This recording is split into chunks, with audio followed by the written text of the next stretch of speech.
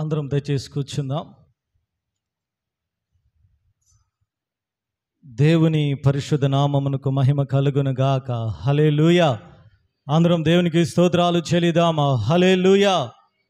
మన ప్రభును రక్షకుడైన యేసుక్రీస్తు నామంలో ఈ యొక్క పునరుద్ధరణ ఆరాధనకు వచ్చిన మీ అందరికీ నా యొక్క హృదయపూర్వక వందనాలు. దేవుడు మిమ్మల్ని మీ కుటుంబాన్ని దీవించును గాక. హల్లెలూయా.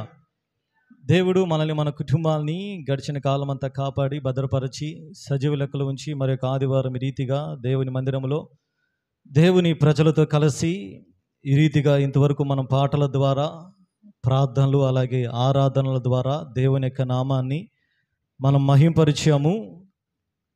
మనం ఇప్పుడు దేవుని యొక్క వాక్యాన్ని వినబోతున్నాము. మీ ఎదుటి నిలవబడి దేవుని యొక్క వాక్యాన్ని అందించడానికి అత్యల్పునైన నాకు దేవుడిచ్చిన అవకాశాన్ని బట్టి అందరం ఒకసారి దేవునికి కృతజ్ఞతలు చెల్లిద్దామా. హల్లెలూయా. గడిచిన వారము మనము ఒక వాక్య భాగాన్ని మనం విన్నాము. ఎలీషా కాలములో జరిగిన ఒక సందర్భము. కరువు వచ్చినప్పుడు దైవజనుడు తన శిష్యులకి కూర చేసే ఒక కుండని పొయ్యి మీద పెట్టి తన కొంతమంది శిష్యులకి మీరు వెళ్ళి కూరాకులు ఏరుకొని రండి తెచ్చి ఆ కుండలో వేయమని చెప్పినప్పుడు దైవజనుని యొక్క పని వాళ్ళందరూ కూడా వెళ్ళి ఎవరి వంతుగా వాళ్ళు ఆ కూరాకులు తెచ్చి ఆ కుండలో వేశారు. అయితే ఆ పనివాడిలో ఒకడు వాడు వెర్రి ద్రాక్ష చెట్టు దగ్గరికి వెళ్ళాడు. వెళ్ళి ఆ ఆకులన్నీ కూడా కోసుకొని తన ఒడి నిండా కోసుకొని వచ్చి ఆకులు కూడా తెచ్చి ఆ కుండలో వేసాడు. అయితే ఆ పొయ్యి బాగానే మండుతుంది, మంట బాగానే ఉంది, కుండ బాగానే ఉంది. హల్లెలూయా.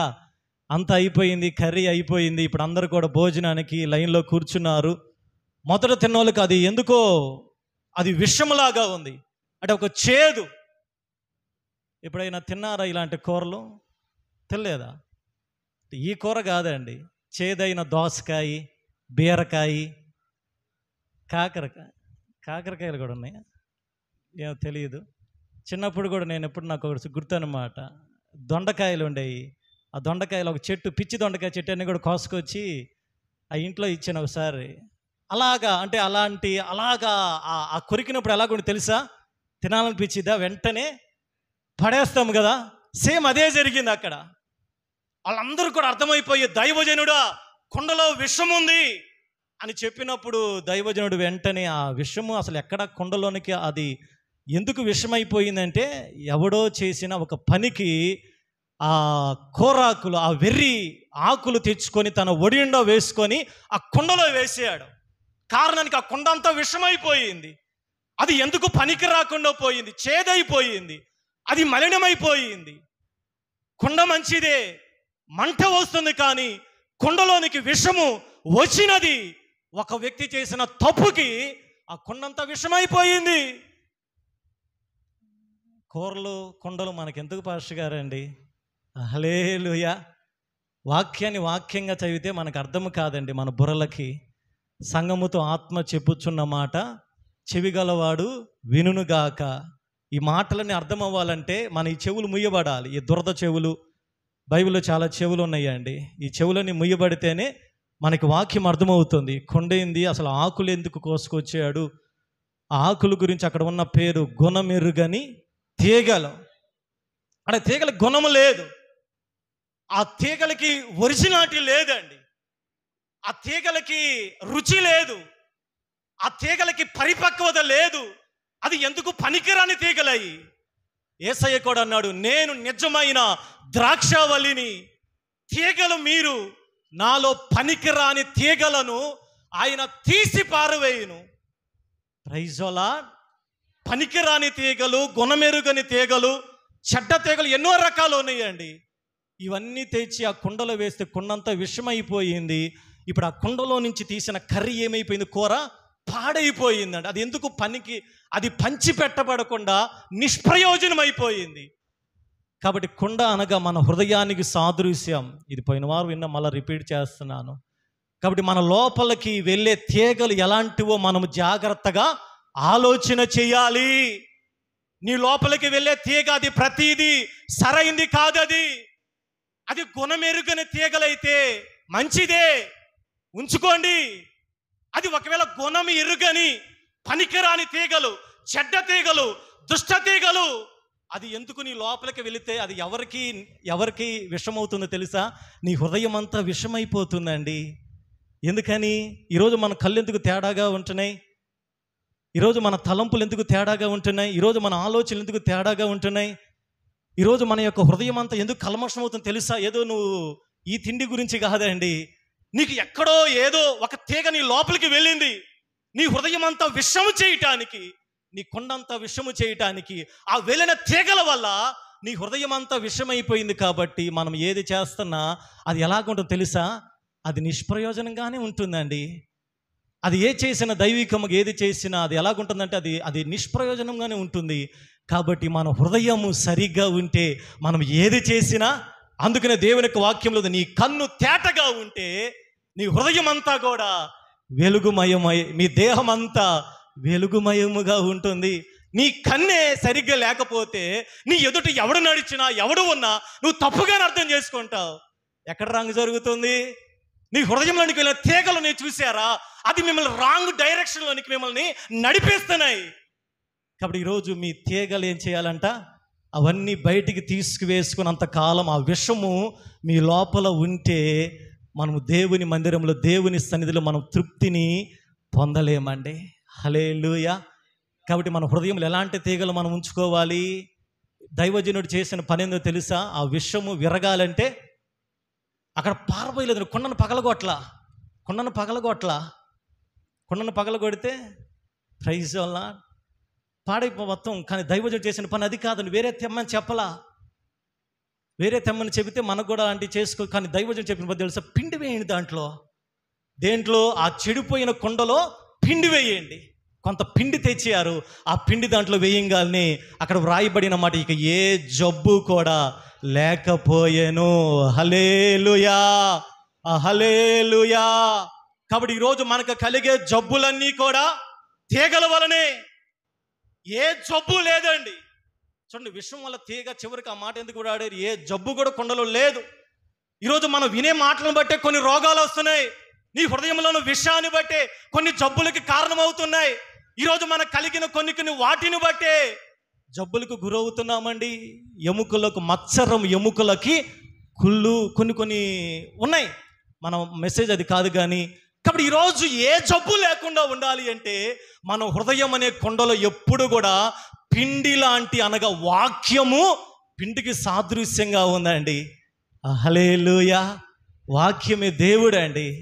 ఆయన వాక్యమై ఉన్నాడు. ఆది యందు వాక్యం ఉండెను, ఆ వాక్యము దేవుడై ఉండెను, ఆ వాక్యమే కృపా సత్య సంపూర్ణుడిగా మన మధ్య నివసించిన. నీలో దేవుని యొక్క వాక్యం ఉంటే అది ఏ తీగైనా నిన్ను విషము పరచలేదండి.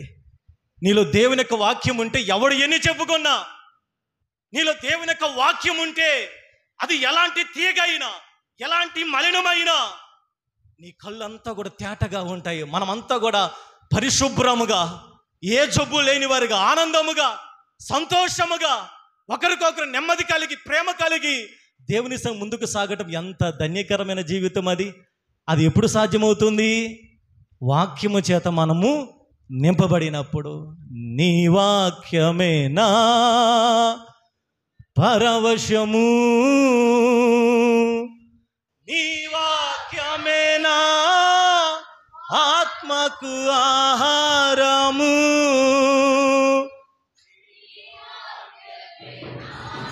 పరవశము నీ ఆహారము, నీ వాక్యమే నా పాదములకు దీపము, నీ వాక్యమే నా పాదములకు దీపము, నీ వాక్యమే నా పాదములకు దీపము. నా స్తుతి పాత్రుడా నా యేసయ్యా, నా ఆరాధనకు నీవే యోగ్యుడవయ్యా, నారాధనకు నీవే యోగ్యుడవయ్యా, నా స్తుతి పాత్రుడా నా యేసయ్యా, యేసయ్యా నా యేసయ్యా, యేసయ్యా నా యేసయ్యా, యేసయ్యా నా యేసయ్యా, యేసయ్యా నా యేసయ్యా. హల్లెలూయా. కాబట్టి మన లోపలికి వెళ్ళే తీగలు మనం జాగ్రత్తగా ఆలోచించేయాలండి. ఆ తీగలను బట్టి మన జీవితం అంతా ప్రభావితము చేస్తుంది. కీర్తనల గ్రంథము 16వ అధ్యాయము 8వ వచనాన్ని దయచేసి చదివి సహాయం చేయండి.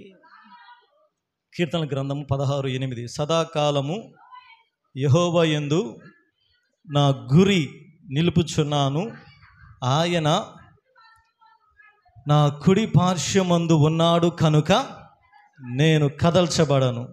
అందువలన నా హృదయము సంతోషించుచున్నది, నా ఆత్మ హర్షించుచున్నది.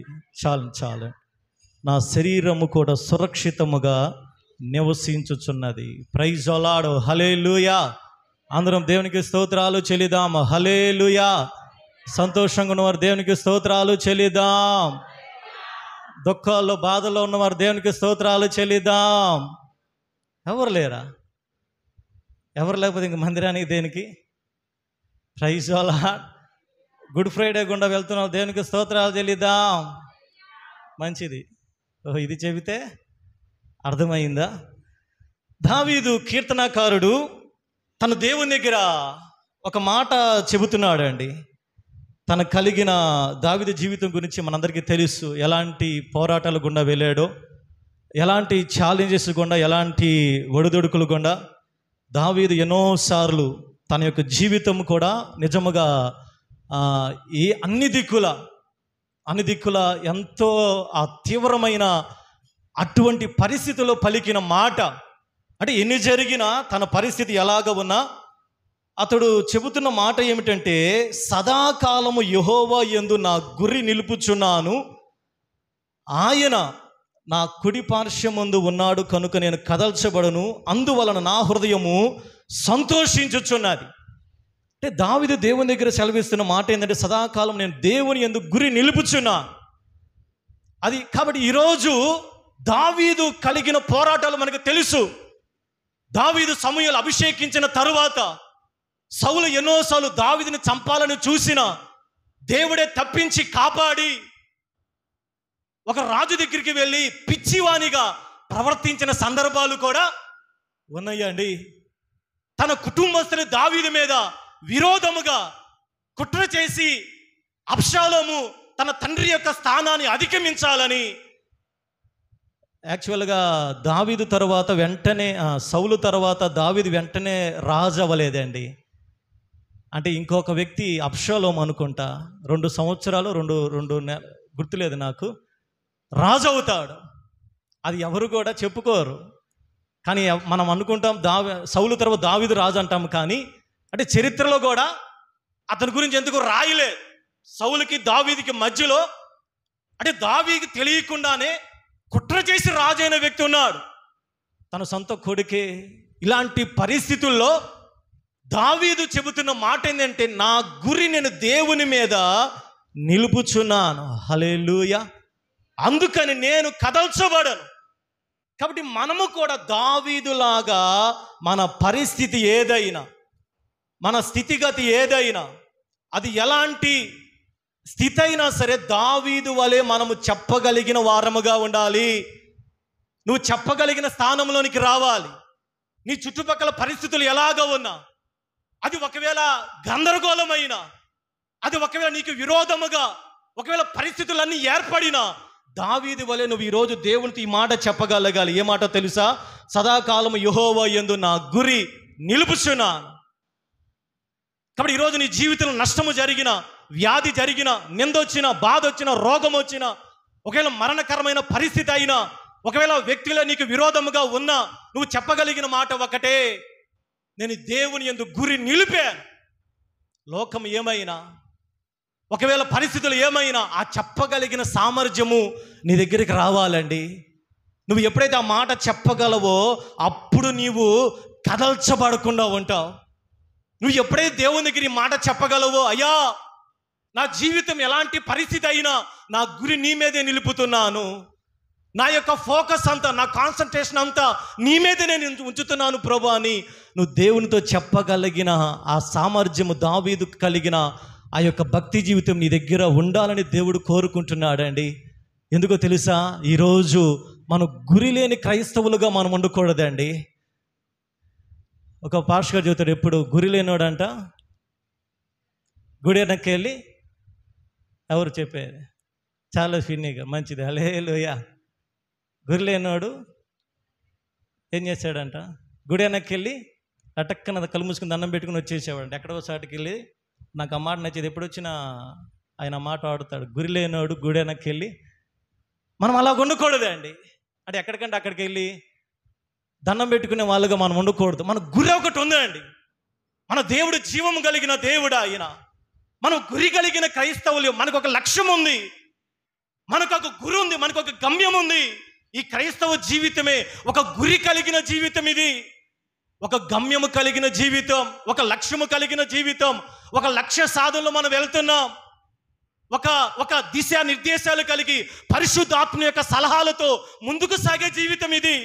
ఇది తక్కిడి బిక్కడి జీవితం కాదు. ఇదేదో అగమ్య గోచరము కాదు.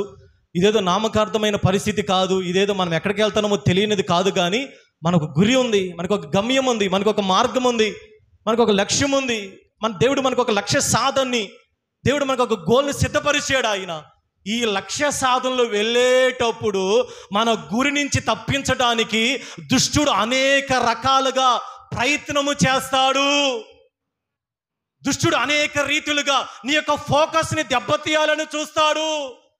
నువ్వు దేవుని కొరకు, నువ్వు దేవుళ్ళను యథార్థంగా ఉండాలి. అది విశ్వాసులకైనా దేవుని సేవకులకైనా.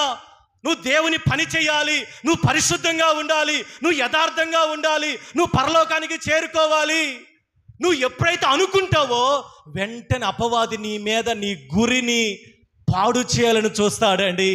మత్తయి సువార్త 14వ అధ్యాయంలో ఇక్కడ పేతురు గురించి మనం చదువుతున్నాం. చదవండి, మత్తయి సువార్త 14వ అధ్యాయము 25వ వచనం చదవండి.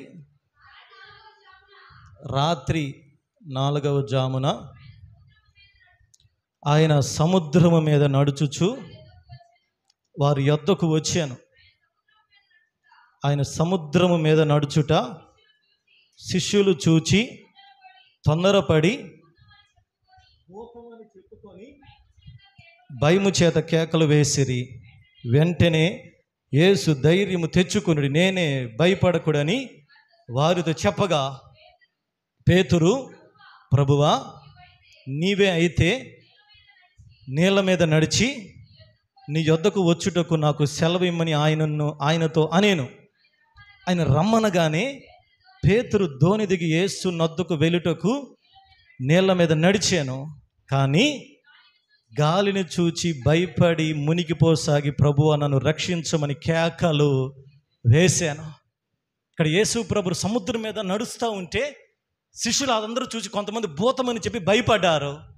యేసయ్య వాళ్ళని చూచి, నేనే, భయపడకండి అని చెప్పినప్పుడు అందరూ మళ్ళీ ఆశ్చర్యపడి, ఈ 12 మందిలో ఉన్న శిష్యుల్లో పేతురు యేసయ్యను చూచి, యేసయ్య నేను నీలాగా నడవాలి, నీతో నడవాలి, నీ దగ్గరికి రావాలి, నీతో నేను నడవాలి, నాకు ఆశగా ఉంది అని పేతురు ఆశ కలిగి ఉన్నాడండి. ఈరోజు మీకు ఆశలు లేవా? దైవికమైన ఆశలు ఏమి లేవా? ఆశ లేని వాళ్ళందరూ ఏం చేయాలి? ప్రైజ్ అలా. ఆశలు ఏమి లేవా? దేవుళ్ళ ఆశలు ఏమి లేవా? ఆశలు ఏమి లేవా? పేతురు యొక్క ఆశను తెలుసా? యేసయ్యతో నడవాలి, యేసయ్యలాగా జీవించాలి, యేసయ్యలాగా నీళ్ళ మీద నడవాలి, అద్భుతము చూడాలి, యేసయ్య దగ్గరికి వెళ్ళాలి. పేతురికి ఆశ ఉంది. యేసయ్య కూడా ఆజ్ఞ ఇచ్చాడు, రమ్మని పిలిచాడు. కానీ పేతురు వెళ్ళటానికి ప్రయత్నం చేస్తున్నాడండి. యేసయ్య దగ్గరికి ఎలాగైనా సరే నీళ్ళ మీద నడిచి వెళ్ళాలి, అధిగమిస్తున్నాడు, వెళుతున్నాడు. కొంచెం దూరం నడవంగానే పేతురు యొక్క అప్పుడు దాకా గురి బాగానే ఉంది, కానీ వెంటనే ఏమి జరిగింది తెలియదు, కానీ పేతురు గాలిని చూడటం ప్రారంభించాడండి. ఆ గాలి ఏం చేసిందంటే పేతురు యొక్క దృష్టి అంతా కూడా యేసు ప్రభు మీద కాకుండా గాలి మీద చూశాడు. గాలిని చూశాడు. యేసయ్యను చూచినంతసేపు నడుస్తున్నాడు బాగానే, గాలిని ఎప్పుడైతే చూస్తున్నాడో మునిగిపోతున్నాడు అండి. మునిగిపోతా ఉన్నాడు. కానీ వెంటనే యేసు ప్రభువా రక్షించుమని కేకలు వేశాడు. ఇక్కడ పేతురుకి యేసయ్యలాగా జీవించాలని ఆశ ఉంది, యేసయ్య నడిచినట్లుగా నడవాలని ఆశ ఉంది. యేసు ప్రభువే చెప్పారు, నా యందు విశ్వాసం ఉంచిన నాకంటే గొప్ప కార్యాలు చేస్తాడా. ఈరోజు మనకు కూడా చాలా ఆశలు ఉంటాయి, మనకు కూడా చాలా గురిలు ఉంటాయి. అవి దైవికమైన, ఆత్మీయమైన, మన వ్యక్తిగతమైన. దేవుని దగ్గర ప్రార్థన చేసి దాన్ని రీచ్ అవ్వాలని ఎంతగానో ప్రయత్నం చేస్తాం. దేవుని దగ్గర వాగ్దానం కొరకు కనిపెడతాం, దేవుని దగ్గర అడిగి పొందుకుంటాం, దేవుని దగ్గర అన్నీ చేస్తాం. కానీ ఆ వెళ్ళే ప్రయత్నములో, ఆ చేసే ప్రయత్నములో, నువ్వు ఆ గమ్యానికి రీచ్ అయ్యే ప్రయత్నములో ఉండగా కొన్నిసార్లు అపవాది నీ మీదికి గాలి లాంటి పరిస్థితుల్ని పంపిస్తాడు. ఇది సత్యం. గాలిని నీ మీదికి పంపి ఎలాగైనా నిన్ను ముంచాలి, నిన్ను భయపెట్టాలి, నిన్ను ఎలాగైనా సరే వెనక్కి లాగాలి, నిన్ను ఎలాగైనా సరే పట్టి నిన్ను వీడ్చి నిన్ను భక్తిలో నుంచి పడత్రొయ్యాలి. ఒకవేళ గురి రీచ్ అయితే నిన్ను ఇంక ఎవడు కూడా నిన్ను ఆపలేడండి. నువ్వు ఒకవేళ ఆ గురిని రీచ్ అయితే ఎవడు కూడా నిన్ను ఆపలేడు. వాడు మార్గ మధ్యములోనే వాడు మన మీద గాలిని పంపించేది. ఇక్కడ పేతురు యొక్క జీవితంలో గాలిని చూచి మునిగిపోతున్నాడు అండి. కానీ వెంటనే యేసయ్య దగ్గర నేను మునిగిపోతున్నానయ్య అని చెప్పి కేకలు వేశాడు. వెంటనే యేసు ప్రభు చెయ్యి చాప అతన్ని పట్టుకొని, అల్ప విశ్వాసి ఎందుకు సందేహపడితివని అతనితో చెప్పాను. ఈ మాట చూడండి, వారు దోణి ఎక్కినప్పుడు గాలి అణిగిపోయింది. చప్పలు కొడితే దేవుని యొక్క నామాన్ని మహిమపరుద్దాం. హల్లెలూయా. గాలి ఎప్పుడు అణిగిపోయిందో తెలుసా? యేసయ్య చెయ్యి పట్టుకొని దోణిలో ఎప్పుడైతే అడుగు పెట్టారో గాలి ఆగిపోయిందండి. ఇక్కడ కారణం తెలుసా? పేతురు వెనక్కి తగ్గలా, పేతురు మునిగిపోయినాడు, భయపడలా. ఆ గాలిని చూచి ఒకవేళ భయపడిన ఇంకా చాలా అనుకోలా. యేసయ్యతో పాటు వెళ్ళి యేసయ్య చెయ్యి పట్టుకొని ఇప్పుడు దోణిలో అడుగు పెట్టాడు. గాలి అణిగిపోయిందండి, గాలి మిక్కిలి నిమ్మలమైపోయింది. కాబట్టి ఈరోజు మన జీవితాల్లో కూడా పేతురులాగా ఒకవేళ మనకు కూడా ఆశలు ఉంటాయి, మనకి కూడా ఎన్నో దేవుని యొక్క ప్రణాళిక మన జీవితాల్లో ఉండవచ్చు. దేవుని యొక్క ఆ యొక్క చిత్తం మీ జీవితంలో జరగకుండా ఏ గాలి మీ మీద వీస్తా ఉందో, ఏ గాలిని చూసి మీరు భయపడుతున్నారో, ఏ గాలి మిమ్మల్ని భయపెడుతుందో, ఏ గాలి మిమ్మల్ని అణిచివేస్తుందో, ఏ గాలి మీ జీవితంలో దేవుడు అనుకున్న ఆ ఉద్దేశంలోనికి రాకుండా, దేవుని చిత్తము చేయకుండా, దేవుని మార్గంలో నడవకుండా, దేవుని సన్నిధానంలో యథార్థంగా భక్తి చేయకుండా ఏ గాలి అయితే అడ్డుపడుతుందో, ఏ గాలి అయితే మిమ్మల్ని పట్టి పీడిస్తుందో, ఈ మధ్యాహ్నం యేసు శక్తి కలిగిన నామములో ఆ గాలి లాంటి అలజడులన్నీ యేసు నామములో అణిగిపోవునుగాక. మన దేవుడు గాలిని గద్దించగలిగిన దేవుడు అండి. మీరు ఎట్టి పరిస్థితుల్లో కూడా మీ గురిని ఆపద్దు, మీ లక్ష్యాన్ని ఆపద్దు, మీ యొక్క ఆ విశ్వాసాన్ని మీరు వదులుకోవద్దు. కొన్నిసార్లు గాలి లాంటి పరిస్థితులు వచ్చినా ఇక్కడ పేతురు ఆయన లూజ్ అవ్వలేదండి, పేతురు వదలలేదు. చివరికి యేసయ్యతో పాటు వెళ్ళి ఆ యొక్క ధోనిలో అడుగు పెట్టాడు. ఎప్పుడైతే అడుగు పెట్టాడో వెంటనే జరిగిందేందో తెలుసా? గాలి అణిగెను. హల్లెలూయా. అంతట ధోనిలో ఉన్నవారు వచ్చి నువ్వు నిజముగా దేవుని కుమారుడు అని చెప్పి ఆయనకు మొక్కిరి. కాబట్టి ఈరోజు నీ యొక్క జీవితంలో దేవుడు ఒక చిత్తాన్ని కలిగి ఉన్నాడు, ఒక ప్రణాళికను కలిగి ఉన్నాడు. నువ్వు ఊరకని ఇక్కడ కూర్చోలేదు అండి. నీ కుటుంబంలో దేవుడు ఒక ఉద్దేశాన్ని కలిగి ఉన్నాడు, నీ బిడ్డల పట్ల దేవుడు ఒక ఉద్దేశాన్ని కలిగి ఉన్నాడు, నీవు ఈ లోకంలో జీవించడానికి దేవుడు ఒక ప్రణాళికని కలిగి ఉన్నాడు. దుష్టుడు ఏం చేస్తాడు తెలుసు? ఆ ప్రణాళికలోనికి వెళ్ళకుండా, ఆ చిత్తంలోనికి వెళ్ళకుండా, నీ జీవితంలో దేవునికి చిత్తము జరగకుండా వాడు ఎన్నో రీతులుగా నీ మీద దాడి చేసినప్పుడు నువ్వు చేయవలసిన పని ఒకటే, భయపడక ముందుకు సాగి యేసయ్య సహాయముతో నీ గురి వైపుకు నువ్వు ముందుకు సాగగలిగితే ప్రైజ్ ద లార్డ్. దేవుడు గొప్ప ధన్యకరమైన జీవితాన్ని ఇస్తాడండి. ఫిలిప్పీయులకు రాసిన పత్రిక 3వ అధ్యాయము, ఫిలిప్పీయులకు రాసిన పత్రిక 3వ అధ్యాయము 12 నుంచి చదవండి. ఇది వరకే నేను గెలిచి తిని అనను, ఇది వరకే సంపూర్ణ సిద్ధి పొందితినైనను నేను అనుకొనట లేదు. కానీ నేను దేని నిమిత్తము క్రీస్తు యేసు చేత పట్టబడి తినో దానిని పట్టుకొనవలనని పరిగెత్తుచున్నాను. సహోదరులారా, నేను ఇదివరకే పట్టుకున్న ఉన్నానని తలంచుకొనను, అయితే ఒకటి చేయుచున్నాను, వెనక ఉన్నవి మరచి ముందున్న వాటి కొరకై వేగిరపడుచు. ఈ మాట అండి, క్రీస్తు యేసు నందు దేవుని ఉన్నతమైన పిలుపునకు కలుగు బహుమానము పొందవలనని గురి యొద్దకే పరిగెత్తుచున్నాను. చప్పలు కొడుతూ దేవుని యొక్క నామాన్ని మహిమపరుద్దాం. హల్లెలూయా, హల్లెలూయా. కాబట్టి మనలో సంపూర్ణమైన వారందరము ఈ తాత్పర్యమే కలిగి ఉంటాం. పౌలు గారు ఎందుకు ఈ మాట చెప్పాడో తెలుసా? దైవజనుడు పౌలు గారు 13 పత్రికలు మనం చదువుతాం, ఎంతో విలువైన దేవుని ప్రత్యక్షతలు చూచిన వ్యక్తి, అద్భుతంగా దేవునికి సువార్తను ప్రకటించిన వ్యక్తి, ఎన్నో సంఘాలు స్థాపించాడు, ఎన్నో అద్భుతాలు చేశాడు, ఎంతోమంది శిష్యుల్ని సంపాదించాడు, ఎంతోమందిని దేవుని కొరకు ఏర్పరిచిన వ్యక్తి పౌలు గారు. ఇదే మనకు తెలుసు. కానీ ఇక్కడ పౌలు గారు అంటున్న మాట, తన వెనక ఏమున్నాయో మనకి ఎప్పుడైనా తెలుసా? ఒక వ్యక్తి ఒక ఎగ్జామ్లో కానీ మంచి ర్యాంకు కొట్టినప్పుడు ఆ వ్యక్తినే మనం చూస్తాం. కానీ అంటే న్యాచురల్గా ఈ మధ్య టీవీలో కూడా ఐఏఎస్ ర్యాంక్స్ వచ్చినప్పుడు మనం ఏం చేస్తాం, ఆ ర్యాంక్ని మనం చూస్తాం. కానీ దాని వెనక వాళ్ళు పడిన ప్రయాస ఎప్పుడైనా మనం చూసామా? వాళ్ళు ఇంటర్వ్యూస్ ఇచ్చినప్పుడు వాళ్ళు చెప్పే కష్టాలు కానీ వాళ్ళ బాధలు కానీ ఎంత దాని కొరకు సాక్రిఫైస్ చేశారో. ఇప్పుడు వినండి, టాపర్స్, ఐఏఎస్ టాపర్స్ కానీ గ్రూప్ ఎగ్జామ్స్ రాసిన వాళ్ళు కానీ మంచిగా ఉన్నతమైన స్థితిలో ఉన్నప్పుడు వాళ్ళు ఇంటర్వ్యూస్ ఇస్తూ ఉంటారండి. వాళ్ళు ఇంటర్వ్యూస్ ఇచ్చినప్పుడు వాళ్ళు చెప్పింది తెలుసు, వాళ్ళ లక్ష్యాలు వాళ్ళ జీవితంలో ఎన్ని వచ్చినా ఖచ్చితంగా ఈ గురి రీచ్ అయిన వాళ్ళు ఏదో వాళ్ళ జీవితంలో ఎన్ని ఉన్నా వాళ్ళన్నీ కూడా పక్కన పెట్టి, మేము దీని కొరకు వీటి వదులుకున్నాం, మేము దీని కొరకు మేము మా నిద్రని త్యాగం చేశాం, మేము దీని కొరకు మా సమయాన్ని త్యాగం చేశాం, మేము దీని కొరకు మా తిండిని త్యాగం చేశాం, ఇన్ని చేసాము కనుకనే ఈరోజు మేము ఈ ర్యాంకుని సంపాదించామని చెబుతారు. కానీ ఎవరు కూడా మేము ఊరికనే పని బాట లేకుండా వెళ్ళి ఊరిక అక్కడ ఎగ్జామ్ హాల్కి వెళ్ళి ఎగ్జామ్ రాసి అందుకని మాకు సీట్ వచ్చిందని అలాంటి ఇంటర్వ్యూస్ ఎవరైనా చెబుతారా అండి? ఇంటయ్యా ఇంటర్వ్యూస్ ఇప్పుడు బాగా ఎవరంటే వాళ్ళు కాదండి, మంచి ర్యాంక్స్లో ఉన్న వాళ్ళు, గురిని రీచ్ అయిన వాళ్ళు, వాళ్ళు చెప్పే మాటలు ఎలాగ ఉంటాయో తెలుసా? మేము దీన్ని సాధించడానికి ఎన్నో దివారాత్రులు, ఎన్ని నష్టాలైనా ఎన్ని బాధలైనా ఎంత త్యాగము చేసామని చెబుతారు. ఆ మాటలు ఎలా వింటున్నప్పుడు నిజంగా వాళ్ళంత కష్టపడితేనే కదా ఈరోజు ఈ స్థితిలో ఉంది, ఆ గురి రీచ్ అవ్వగలిగింది.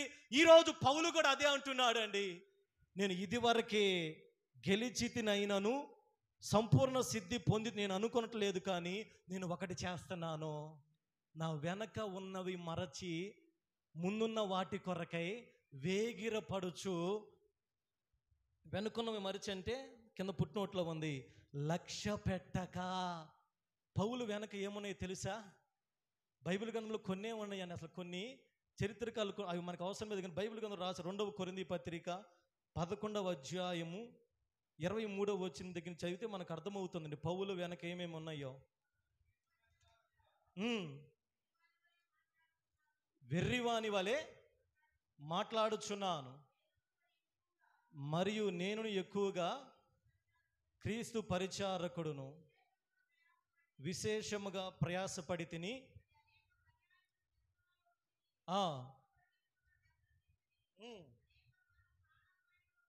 ఈ అందరు వినాలమ్మా. అనేక మారులు ప్రాణాపాయములలో ఉంటిని, యూదుల చేత 5 మారులు ఒకటి తక్కువ 40 దెబ్బలు తింటిని, ముమ్మారు బెత్తములతో కొట్టబడి తిని, ఒకసారి రాళ్ళతో కొట్టబడి తిని, ముమ్మారు వాడ పగిలి శ్రమపడి తిని, ఒక రాత్రింబగళ్ళు సముద్రములో గడిపి తిని, అనేక పర్యాయములు ప్రయాణములలోను, నదుల వలనైన ఆపదలలోను, దొంగల వలనైన ఆపదలలోను, నా స్వజనుల వలనైన ఆపదలలోను, అన్యజనుల వలనైన ఆపదలలోను, పట్టణముల ఆపదలలోను, అరణ్యముల ఆపదలలోను, కపట సహోదరుల వలన ఆపదలలోను ఉంటిని. ప్రయాసముతోను కష్టములతోను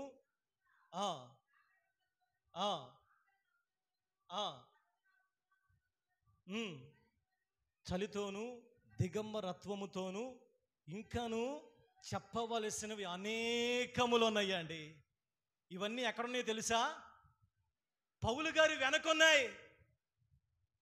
పౌలు గారు కొన్నే చెప్పాడండి సంఘానికి, ఇంకా చెప్పవలసిన అనేకం ఉన్నాయి. ఇన్ని కష్టాలు పౌలు జీవితంలో ఉన్నా పౌలు యొక్క దృష్టి అంతా దేని మీద ఉందో తెలుసా? క్రీస్తు యేసునందు పొందవలసిన బహుమానం మీదే ఉందండి. వీటన్నిటికి లక్ష్య పెట్టక, వీటన్నిటిని పక్కకు నెట్టేసి ఆ ఆపదల్ని, అవమానాల్ని, ఆ నిందల్ని, ఆ వ్యాధుల్ని, ఆ దిగంబరత్వాన్ని చూడండి, ఎన్ని దిక్కులుగా, ఎన్ని రీతులుగా పౌలు అంత శ్రమపరచబడుతున్నా పౌలు గారు అంటున్న మాటే ఒకటే, వెనక ఉన్నవి మరచి ముందున్న వాటి కొరకై నేను వేగిరపడుతున్నాను. ఈరోజు ప్రియా దేవుని సంగమా, నువ్వు దేవుని మందిరానికి వచ్చిన తర్వాత, నువ్వు భక్తి చేస్తున్న తర్వాత అపవాది కూడా నీ జీవితంలో అనేక రీతులుగా నీ మీద నిన్ను దాడి చేయటానికి, నిన్ను పాడు చేయటానికి, నిన్ను విశ్వాసంలో నుంచి బయటికి లాగటానికి వాడు ఎన్నో రీతులుగా ప్రయత్నము చేస్తాడండి. వాడు ఎలాగైనా నీ మీద దాడి చేస్తాడు. వాడు ఎవరి ద్వారా నీ మీద దాడి చేస్తాడు. కొన్నిసార్లు నీకు బయట ఉన్న వ్యక్తుల ద్వారా దాడి చేస్తాడు. కొన్నిసార్లు నీకు దగ్గరగా ఉన్న వ్యక్తుల ద్వారా నీ మీద దాడి చేస్తాడు. ఎలాగ చేసినా, ఎలాగ నీ మీదకి వచ్చినా నీ గురి దేవుని మీదే నువ్వు నిలపాలి. నువ్వు అక్కడే పట్టుకొని కూర్చి, నాకు ఏమైంది, నాకెందుకు ఇలా జరిగింది, నన్ను ఎందుకు ఇలాగన్నారు, నా మీదకి ఎందుకు ఈ నింద వచ్చింది, నన్ను గురించి చెడ్డ మాటలు అనుకుంటా నువ్వు పట్టుకొని కూర్చుంటే అది అపవాదిగాడు వేసే మొదటి వెర్రితేగండి. ఇంకా నా పని అయిపోయిందండి, మందిరానికి నేను రాలేను, నన్ను అందరూ గురించి చెడ్డగా అనుకుంటున్నారు. అందుకని ఒకరోజు ఒక విశ్వాస అంట ఒక వ్యక్తి దగ్గరికి, అయ్యా నాకు మంచి పాస్టర్ గారు, మంచి సంఘం ఉండే సంఘం ఒక పేరు చెప్పాయంటే ఆ తెలివిన వ్యక్తి చెప్పాడంట, అమ్మ ప్రపంచంలో ఎక్కడ మంచి సంఘాలు ఉండవు, నువ్వు ఏ సంఘానికి అక్కడ నువ్వు మంచిగా ఉండు, అదే మంచి సంఘంగా మార్చబడుతుందని చెప్పాడంట. హల్లెలూయా. అర్థమైంది? ఇంకోసారి చెప్పమంటారా? ఒక వ్యక్తి అంట ఈ లోకంలో జరిగి చూసి మాకు ఒక మంచి సంఘాన్ని పరిచయం చేయండి అంటే ఆ వ్యక్తి అన్నాడంట, లోకంలో ఎక్కడ మంచి సంఘం ఉండదమ్మా, నువ్వు ఎక్కడికి వెళ్ళి మంచిగా ఉంటే అదే మంచి సంఘం. హల్లెలూయా. నీకు ఎక్కడికి వెళ్ళినా మంచి సంఘం కనపడదండి. నువ్వు ఎక్కడ మంచిగా ఉంటే అదే మంచి సంఘం. నువ్వు ఎక్కడ మంచిగా ప్రవర్తిస్తే అదే మంచి సంఘం. నువ్వు ఎక్కడ యథార్థముగా దేవుడు చెప్పిన మాట ప్రకారం జీవిస్తే అదే దైవికమైన సంఘం. మనం లేచిన దగ్గర నుంచి ఈ పాస్టర్ మంచోడా, ఈ పాస్టర్ చెడ్డోడా, ఈ చర్చి మంచిదా, ఈ చర్చి చెడ్డదా అంటే జీవితాంతం మన బ్రతుకంతా కూడా ఇలాగ ఇంకా లెక్కలు చెప్పుకోవడమే సరిపోయిద్దండి. ఏసై వచ్చిందాక రేపు పరలోకానికి వెళ్ళిన తర్వాత ఏసైని కూడా, ఏసై నువ్వు మంచోడవా చెడ్డోడు, ఈ పరలోకంలో కూడా నాకు అన్నీ మంచిగా కనపడలేదు, నాకు ఇంకో లోకం చూపించండి, వెంటనే ఏసయ్యా పోరా ఇంకో లోకానికి అని చెప్పి నేను నరకంలోకి తొక్కేస్తాడండి. హల్లెలూయా. మారవలసింది సంఘం కాదండి, మారవలసింది పాస్టర్ కాదండి, మారవలసింది నేను, నువ్వే. నువ్వు మారితే నువ్వు ఎక్కడ ఉంటే అదే మంచి సంఘం.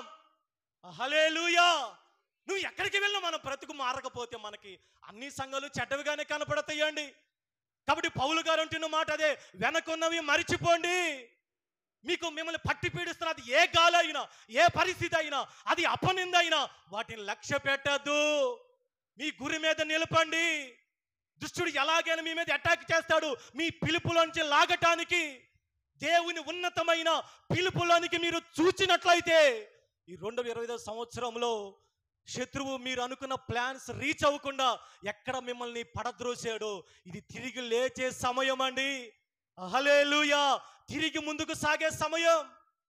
పౌలు గారు అంటున్నారు, వెనక ఉన్నవి మరచి ముందున్న వాటి కొరకై నేను వేగిరపడుతూ క్రీస్తు యేసు నందున్న ఉన్నతమైన పిలుపునకు కలుగు బహుమానము పొందవలనని నేను గురి యొద్దకే పరిగెత్తుచున్నాను. ఈరోజు నువ్వు గురి యొద్దకే నువ్వు పరిగెత్తాలంటే నీ వెనకున్నవి మరవాలమ్మా. Praise the Lord. నీ గురి యొద్దకు నువ్వు రీచ్ అవ్వాలి, నువ్వు అనుకున్నది సాధించాలి, నువ్వు దేవుని ద్వారా బహుమానం పొందాలి, నువ్వు దేవుడిచ్చిన మార్గములు వెళ్ళాలి అంటే నువ్వు కొన్నిటిని వదులుకోవాలి, కొన్నిటిని నువ్వు లక్ష్య పెట్టకూడదు, కొన్నిటిని పట్టుకొని అక్కడే నువ్వు ఊగులాడకూడదు. నువ్వు కొన్ని పట్టుకొని ఇది ఎందుకు జరిగింది, అలా ఎందుకు జరిగింది, నష్టం ఎందుకు జరిగింది, నేను దేవుని బిడ్డనే కాదా, ఎందుకు నా జీవితం ఇలా తయారయ్యింది, ఎందుకు నేను అనుకున్నది జరగలేదు. నువ్వు అక్కడ అది అపవాది గాడి దాడేది. నువ్వు నిజముగా దేవుని బిడ్డవైతే ఏది జరిగినా అసలు యోబు గురేందో తెలుసా? 13 వచనం చదవండి. యోబు అసలే పాపం తన బిడ్డలు కోల్పోయి, తన కుటుంబం తన ఇల్లంతా కూడా పడిపోయి, పశువులు కోల్పోతే యోబు తన స్నేహితులు వచ్చి తన గురిని పాడు చేయాలంతా ప్లాన్ చేసిన యోబు ఏమంటున్నాడు తెలుసా? ఇదిగో ఆయన నన్ను చంపినాను, నేను ఆయన కొరకు కనిపెట్టుచున్నాను. హల్లెలూయా. యోబు యొక్క విశ్వాసం చూడండి. అసలే తన బిడ్డలందరూ చనిపోయారు, తన ఇళ్ళన్నీ కూల్చబడ్డాయి, పశువుల మందలన్నీ కూడా సుడిగాలి చేత. ఏ గాలి అండి? అక్కడ గాలి ఎవరు పంపిందా? చెప్పుకున్న పేతురు దగ్గర గాలి, ఇక్కడ గాలి కనపడుతుంది. యోబు ఆ ఒక్క నిమిషంలోనండి సుడిగాలి వచ్చి ఇల్లు కూలిపోయింది, సుడిగాలి వచ్చి బిడ్డలు చనిపోయారు, సుడిగాలి వచ్చి యోబు అంత అనారోగ్యంతో ఉన్నాడు.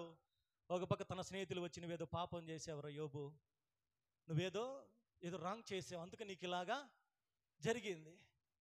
నిజంగా యోబుకున్న ఆ విశ్వాసాన్ని కూడా తన స్నేహితులు చెడగొట్టారండి. కానీ యోబు అటువంటి పరిస్థితులు ఏమన్నాడు తెలుసా? అయ్యా మీరు ఎన్నైనా చెప్పుకోండి, ఆయన నన్ను శోధించిన తరువాత నేను సువర్ణంలాగా కనపడతాను అని చెప్పి, ఇదిగో ఆయన నన్ను ఒకవేళ కాదండి అంటున్నాడు యోబు, ఇవే కాదు, నా బిడ్డలు కోల్పోయినా, నా కుటుంబం పోయినా, నా పశువులు పోయినా, చివరికి ఆయన అంటుంది మాట తెలుసా? ఒకవేళ ఆయన నన్ను చంపినా నేను ఆయన కొరకే కనిపెట్టుచున్నాను. హల్లెలూయా. ఎంత గురి అండి! అంటే ఇన్ని జరిగినా కూడా, తీవ్రంగా అయ్యే ఇవన్నీ కాదండి, ఒకవేళ దేవుడు నన్ను చంపినా నేను ఆయన కొరకే కనిపెడతాను తప్ప నా గురి మారదు. హల్లెలూయా. నా భక్తి మారదు, నా విశ్వాసం మారదు, నా ప్రార్థన జీవితం మారదు, నేను దేవుని దగ్గర చేసే భక్తి మారదు. ఒకవేళ ఆయన నన్ను చంపినా, ఆయన నాకు ఏ శిక్ష వేసినా నా విశ్వాసం మారదు, నా గురి దేవుని మీద నిలుపుతున్నానని యోబు అంటున్నాడు. ప్రియ దేవుని సంగమా, ఈరోజు నీ గురి దేవుని మీద ఉన్నదా? ఒకవేళ నీకు కలుగుతున్న శోధనలు బట్టి, నీకు కలుగుతున్న ఇబ్బందులు బట్టి, ఒకవేళ నీ గురిలో నుంచి అపవాదిని ట్రాప్ చేసి ఒకవేళ వేరొక మార్గంలో నిన్ను తీసుకుని వెళుతున్నాడేమో. ఈరోజు దేవుడు అంటున్నాడు, ప్రియా దేవుని సంగమా, నువ్వు మరలా నీ గురిని, పోగొట్టుకున్న గురిని నువ్వు మరలా ఆ లక్ష్యాన్ని సాధించే వైపుగా నువ్వు నడవాలి. నువ్వు దేవుని సహాయం అడిగితే, ఏ గాలిని చూసి నువ్వు మునిగిపోయావో, నువ్వు ఈరోజు యేసయ్య సహాయం అడిగినట్లయితే యేసయ్య నువ్వు వెళ్ళని మార్గానికి ఆయన నిన్ను చేయి పట్టుకుని నడిపించడానికి సిద్ధముగా ఉన్నాడండి. హల్లెలూయా. ఎక్కడ నిరుత్సాహపడి, ఎక్కడ నష్టము జరిగి, ఎక్కడ ఆలస్యం అవుతా ఉందని నీ జీవితం అంతా నువ్వు బాధపడతా ఉన్నావో, ఈరోజు దేవునికి నీ జీవితం అప్పగించుకొనగలిగితే నీ గమ్యాన్ని రీచ్ అవ్వటానికి యేసయ్య నీతో పాటు నడవటానికి సిద్ధముగా ఉన్నాడు. బ్రతుకునావా పగిలినా, కడలి పాలైనాను, అలలు ముంచి వేసినా, అనగారినా, బ్రతుకునా, పడదాం, పగిలినా, కడలి అలలు ముంచి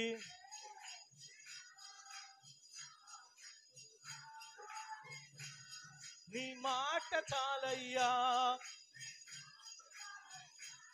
నీ తోడు చాలయ్యా, నీ నీడ చాలయ్యా, నీ మాట చాలయ్యా. చెబుదాం, నీ తోడు చాలయ్యా, నీ నీడ చాలయ్యా, ఉంటే నాకు చాలు యేసయ్యా, నీ వెంటే నేను ఉంటానేసయ్యా, నీ ఉంటే నాకు చాలు యేసయ్యా, నీ వెంటే నేను ఉంటానేసయ్యా. హల్లెలూయా. కాబట్టి ప్రియ దేవుని సంగమా, పౌలు వెనక ఎన్నో ఉన్నాయి, ఎన్నో బలహీన, తన శరీరంలో ఒక ముళ్ళు ఉందని చెప్పాడు. ఆ కింద వచనాల్లోనే ఎన్ని ఉన్నా పౌలు తన గురిని, తన లక్ష్యాన్ని ఛేదించే పనులను ముందుకు సాగాడండి. అందుకని పౌలు అంటాడు, నేను మంచి పోరాటం పోరాడాను, నా పరుగుని కడముట్టించాను, ఇక నా కొరకు జీవ కిరీటము ఉంచబడి ఉంది. ఒక వ్యక్తికి ఒక ఒక ఒక ర్యాంక్ కానీ, ఒక ఉద్యోగము కానీ, ఒక బహుమానము కానీ, దేవుని దగ్గర ఒక సాక్ష్యము కానీ, ఒక రివార్డు రావాలి అంటే నువ్వు మంచి పోరాటం పోరాడాలి, నీ పరుగుని కడముట్టించాలి. వచ్చే ప్రతి దానిని కూడా నువ్వు పక్కకు నెట్టి ముందుకు సాగి దేవుని చిత్తము తెలుసుకొని దాన్ని నువ్వు ముందుకు వెళ్ళగలిగితే పరిశుద్ధాత్మ దేవుడు నీకు సహాయము చేయగలడు. ఆయన అది ఏదైనా, శత్రువు దాడి అయినా, నింద అయినా, అవమానమైనా. కొన్ని వారముల క్రితం నెహెమ్యా గురించి మనం విన్నాం. నెహెమ్యా యొక్క గురి ఒక్కటే, ఎలాగైనా వెళ్ళి దేవుని మందిరం యొక్క ప్రాకారాల్ని 52 దినములలో కట్టాలి. అది నెహెమ్యా యొక్క బాధ్యత, అది భారం, ఆయన గురి అది. దేవుని పని చేయడానికి వెళ్ళాడు, మామూలు పని కాదండి. కొన్నిసార్లు మాకు డౌట్ వచ్చింది, దేవుని పనే చేస్తున్నాడు కదా, దేవుడు సహాయం చేయొచ్చుగా, దేవుడి పనే కదా చేస్తుంది, దేవుని యొక్క సహాయం ఉండొచ్చుగా. అలా జరగలేదండి. నెహెమ్యా గ్రంథంలో మనం చివరి వారం విన్న పాయింట్, నెహెమ్యా ప్రతి పరిస్థితిని కూడా ధైర్యముగా ఎదుర్కొన్నాడండి. Praise the lord. 7 విషయాలు చెప్పాను. 7 విషయాలు మీకు గుర్తున్నాయో లేవో. నెహెమ్యా మందిర ప్రాకారాలు కట్టినప్పుడు ఎగతాళి చేశారు, అయి కాదు. చివరి పాయింట్, పరిస్థితులను ధైర్యముగా ఎదుర్కొన్నాడు. సన్బల్లట్టు, టోబియా, అలాగే గెషేము, వీళ్ళ ముగ్గురు కూడా నెహెమ్యాని మందిర ప్రాకారాలు కట్టకుండా ఎంత డిస్టర్బెన్స్ చేశారంటే నిజంగా ఈ మామూలు వాళ్ళకు కూడా జరగవండి. 7 విషయాలు చెప్పాను, గుర్తులేదా, రాసుకోలేదా? ఎగతాళి చేశారు, తిరస్కారం చేశారు, యుద్ధము చేయడానికి వచ్చారు, ఆటంకపరిచారు, హాని తలపెట్టారు, 6వది బెదిరించారు, చివరిగా నింద మోపునట్లు చెడు వార్త పుట్టించారు. ఒక ప్రవక్తను కొనుక్కొచ్చారండి, లంచం ఇచ్చి, నోవజ్జి అనే ప్రవక్తిని. నెహెమ్యాకి విరోధంగా దొంగ ప్రవచనాలు క్రియేట్ చేసి, నువ్వు గర్భాలయంలోకి వెళ్ళి దాక్కో నెహెమ్యా, గర్భాలయంలోకి ప్రధాన యాజకులు తప్ప ఎవరు వెళ్ళకూడదు. కానీ నెహెమ్యా ఇవన్నీ దేవుని దగ్గర తెలుసుకున్నాడు. అసలు నెహెమ్యాకి మాట్లాడుతున్న మాట, ఇంతటి వాడనైనా నేను పారిపోవచ్చునా, నేను చేయు పని గొప్పది. నెహెమ్యా గురి ఒక్కటే, ఏది జరిగినా, చచ్చినా, నింద అయినా, అది హేళనైనా, అవమానమైనా, సన్బల్లట్టైనా, టోబియా అయినా, గెషమైనా, ఒక 100 మంది వచ్చినా నేను ఈ పని విడిచిపెట్టి రాను. నేను ధైర్యంగా ఎదుర్కొన్నాడండి. ఎక్కడ కూడా సోలిపోలా, ఎక్కడ కూడా భయానికి చోటివ్వాలా, ఎక్కడ ధైర్యాన్ని కోల్పోలా, ఎక్కడ ఏ అవమానానికి కూడా డిస్కరేజ్ అయి కూర్చోలా. ఏ నష్టము జరిగినా, ఎగతాళి చేసిన, తిరస్కారము చేసిన, తన గురించి చెడ్డ మాటలు చెప్పుకున్నా, దైవికముగా దెబ్బ కొట్టిన, ఎక్కడ కూడా నెహెమ్యాలో భయము కానీ బెదురు కానీ లేదండి. తను అనుకున్న సమయానికి 52 దినములకి దేవుని యొక్క మందిర ప్రాకారములు చక్కగా తిరిగి కట్టబడ్డాయి. చప్పలు కొడుతూ దేవుని యొక్క నామాన్ని మహిమపరుద్దాం. Hallelujah. Don't lose your faith. మీ విశ్వాసాన్ని వదులుకోవాకండి అమ్మా. బైబిల్ గ్రంథంలో భక్తులే కాదండి, విలియం కేరీ గురించి మీరు ఎంతమంది విన్నారో తెలియదు. The father of modern missionary. England దేశంలో చెప్పులు కుట్టుకునే వ్యక్తి ఇండియా దేశానికి వచ్చి, కలకత్తా ఆ రాష్ట్రానికి వచ్చి దేవుని పని చేయాలని ఎంతో భారముతో వచ్చాడండి. తన భార్యను బిడ్డను తీసుకుని వచ్చి ఇక్కడ ఎన్నో సంస్కరణలు చేశాడు. సతీ సహగమనం. అంతకుముందు భర్తలు చచ్చిపోతే భార్యను కూడా తీసుకెళ్ళి ఆ భర్తతో పాటు తగలబెట్టేసేయాలి. అటువంటి సతీ సహగమనాన్ని రూపుదిద్దటానికి మొదటగా ముందుకు వచ్చిన వ్యక్తి ఎవరో తెలుసా? William Carey, Raja Rammohan Roy, Kandukur Veeresalingam. వీళ్ళు ముగ్గురు కలిసి ఆ రోజు ఉన్న ప్రభుత్వంతో మాట్లాడి ఆ యొక్క మూఢాచారాన్ని బయటికి పారద్రోలేరండి. అలాంటి ఎన్నో చేశాడు. చివరికి బైబిల్ని ఎలాగైనా ప్రజలకు పంచిపెట్టాలని చెప్పి 20 సంవత్సరాలు కష్టపడి ఇండియా దేశంలో ఉన్న కొన్ని భాషలతో అన్నీ కూడా ఇంకా సిద్ధపరిచాడు. రేపటి దినాన ముద్ర చేయాలి, ముద్రించాలి వాటిని. 20 సంవత్సరాలు కష్టపడ్డారండి. అవి అన్నీ కూడా రాసి వాటిని ముద్రించడానికి. ఏమి జరిగిందో తెలియదు. ఒక రాత్రి ఆ ప్రింటింగ్ ప్రెస్లో ఇంకా రేపటి రోజు 20 సంవత్సరాలు కష్టపడి ఆ చేసినవన్నీ కూడా ఆ ప్రింటింగ్ ప్రెస్ అంతా తగలబడిపోయిందండి. ఒక పక్క తన కుమారుడు చనిపోయాడు, ఆ చనిపోయిన దానికి వాళ్ళ భార్య మెంటల్ అయిపోయి విలియం కేరీ ఎంత ఇబ్బంది పెట్టినా విలియం కేరీ వదులుకోకుండా కలకత్తాలోని క్రైస్తవ ఒక సెరంపూర్ యూనివర్సిటీ స్థాపించి ఈరోజు ప్రపంచమంతా విలియం కేరీ గురించి గొప్పగా చెప్పుకుంటున్నారండి. ఒకరోజు ఆ రోజు విలియం కేరీ ఒకవేళ అయ్యా ఇక్కడుంటే నాకు నష్టం వచ్చింది, నాకు బాధ వచ్చింది, మరణం వచ్చింది, నేను తిరిగి నా దేశానికి వెళతానని అనుకుంటే ఈరోజు ఫ్యాన్ల కింద కూర్చొని ఈ బైబిల్ చదువుకునే ఆ భాగ్యం నీకు దక్కేది కాదండి. ఈరోజు ఎవరో కష్టపడ్డారు, వాళ్ళు చేసిన ఆ యొక్క త్యాగం ఈరోజు మనం అనుభవిస్తున్న ఈ యొక్క వీటేమంటారంటే ఈ సౌకర్యాలు కానీ ఈరోజు వీటిని మన చేతులను రావడానికి ఎంతోమంది భక్తులు వారి జీవితాల్లో ఎన్నో శ్రమలు పొందుకున్నారండి. ఎన్నో నిర్లక్ష్య పెట్టారు తెలుసా. ఎన్ని జరిగినా వాళ్ళు ఎలాగైనా ప్రపంచానికి మేలు చేయాలి, ఇండియా దేశానికి మేలు చేయాలి, ఎలాగైనా అందరి చేతుల్లోనికి బైబిల్ ఇంగ్లీష్లోనికి తర్జుమా చేయాలి, ఎంతగా పడ్డారు కనుకనే ఈరోజు ఆయన గురించి మన ఇండియా దేశం అంతా గొప్పగా చెప్పుకుంటున్నారండి. హల్లెలూయా. ఈరోజు కలకత్తాలో ఆ సెరంపూర్ యూనివర్సిటీ ద్వారా ఎంతోమంది బైబిల్ కాలేజీ తర్ఫీదయ్యి గొప్పగా సేవ చేస్తున్నారు. ఇదంతా ఎవరి ద్వారా కలిగింది? విలియం కేరీ ద్వారా కలిగింది. ఈరోజు ఒకవేళ విలియం కేరీ రారు తనకు కలిగిన ఆ పరిస్థితిని బట్టి వెనక్కి వెళ్ళిపోతే ఇన్ని సౌకర్యాలు మనకు కలిగా ఈరోజు బ్యాంక్ సిస్టమ్ కానీ, ఈరోజు డిక్షనరీలు కానీ, ఈరోజు మనకు కలిగిన కొన్ని వ్యవస్థలు కానీ ఇవన్నీ విలియం కేరీ ద్వారా వచ్చినాయి తెలుసా. Praise the Lord. ఇవన్నీ మనం చూస్తాం కానీ విలియం కేరీ విన్న వెనక మీకు అర్థమవ్వాలంటే యూట్యూబ్లో కారు చీకటిలో కాంతిరేఖ అనే విలియం కేరీ బయోగ్రఫీ ఉండేది యూట్యూబ్లో, అది చూడండి. ఆ సీరియల్ మానుకొని ఏం చూడాలి, ఆ యూట్యూబ్లో ఏమని కొట్టాలా, మొగల రేకులు ఈ కాదండి, ఏం కొట్టాలా, కార్తీక దీపం ఈ కాదు, కారు మళ్ళీ ఇటు వెళ్ళారు. సీరియల్ పేరుగా నేను చెప్పేది విలియం కేరీ జీవిత చరిత్ర పేరు కారు చీకటిలో కాంతిరేఖ అనేది కొట్టండి, చూడండి. ఆయన ఎలాగ జీవించిన జీవితంతో ఒక సినిమా రూపంలో తీశారు. అది నిజం. క్రైస్తవులు ఎంతగానో ఆ తీసిన బయోగ్రఫీ ద్వారా ఎంతగానో వాళ్ళు ఎంతగానో దీవించబడ్డారు. విలియం కేరీ పలికిన చివరి మాట తెలుసా, దేవుని కొరకు గొప్పవి చేయండి, దేవుని దగ్గర గొప్ప వాటిని ఆశించనని చెప్పి దేవుని కొరకు తన యొక్క ఆత్మీయమైన ప్రయాణి లోకంలో ముగించుకున్నాడు ఆయన. హల్లెలూయా. కాబట్టి నెహెమ్యా జీవితంలో ఎన్ని జరిగినా నెహెమ్యా జీవితంలో దేవుని చిత్తాన్ని నెరవేర్చి మరలా రాజుగారి దగ్గరికి వెళ్ళిపోయాడండి. కాబట్టి ఈరోజు నీవు కూడా నీ జీవితంలో వచ్చిన ప్రతి దాన్ని నువ్వు లక్ష్య పెట్టక కొంతమంది గురిని కోల్పోయారండి. ఏలియా తర్వాత ఎలీషా 200 అభిషేకాన్ని పొందుకుంటే ఎలీషా తర్వాత గెహాజీ ఒక్కరైనా పొందుకోవాలి కదా. యాక్చువల్గా లెక్క ప్రకారం ఎలీషా తర్వాత 200, గెహాజీ చెప్పండి 300, 400 ఎంతో. కానీ గెహాజీ ఏం పొందుకున్నాడో తెలుసా, అభిషేకం కాదు కానీ రాజుల గ్రంథము 2వ రాజుల 5వ అధ్యాయం 25వ వచనం చదవండి. 2వ రాజుల గ్రంథము తన యజమానుడి ముందర నిలవగా ఎలీషా వారిని చూచి, గెహాజీ నువ్వు ఎక్కడి నుంచి వచ్చావు అని అడిగినందుకు వాడు నేను ఎచ్చటికి పోలేదు. అంతటి ఎలీషా వానితో ఆ మనుష్యుడు